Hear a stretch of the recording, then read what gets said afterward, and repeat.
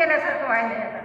मग मी विचार करते की खरंच पैशाने सुख मिळतं का विकत, आणि सुख म्हणजे नेमकं काय? संसारात दमून भागून निघाले सुख शोधायला, संसारात दमून भागून निघाले सुख शोधायला, घेऊ विकत आनंद पुढील आयुष्य जगायला। रस्त्याने चालताना लोकांना, येणाऱ्या लोकांना मी विचारते, रस्त्याने चालताना लोकांना सुख कुठे मिळेल विचारले, रस्त्याने चालताना लोकांना सुख कुठे मिळेल विचारले। सगळ्या जणांनी हसून मला वेड्यातच काढले, मला वेड्यातच काढले। चालून दमले, खूप लांब गेले मी, चालून दमले, समोर एक दुकान दिसले, चालून दमले, समोर एक दुकान दिसले, येथे मिळेल नक्की सुख म्हणून दुकानात घाईतच शिरले। मला विश्वास होता की दुकान घेतलं मिळेल मला काहीतरी म्हणून। सुख आनंद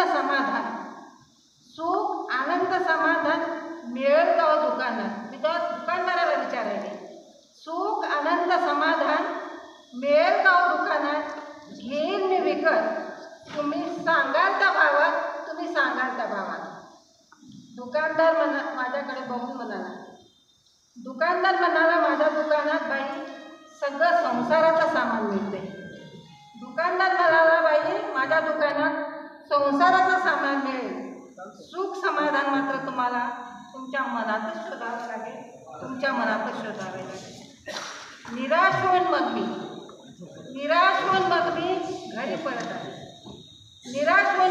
घरी परत आले, सुख आनंद शोधायला माझ्या मनातच थोडं डोकावले,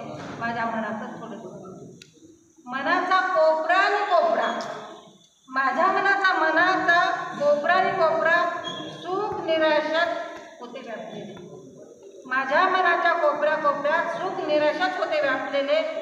दुःखाच्या पडद्यात सुख मात्र होते लपलेले, दुःख निराशा बाजूला सारून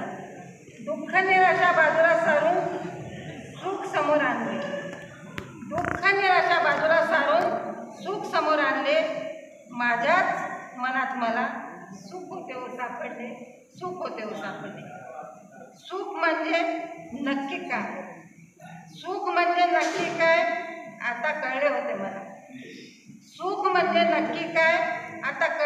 मला। दुःख करीत मी विसरले होते सुखाच्या तो क्षणाला। थँक्यू। मॅडम, यानंतर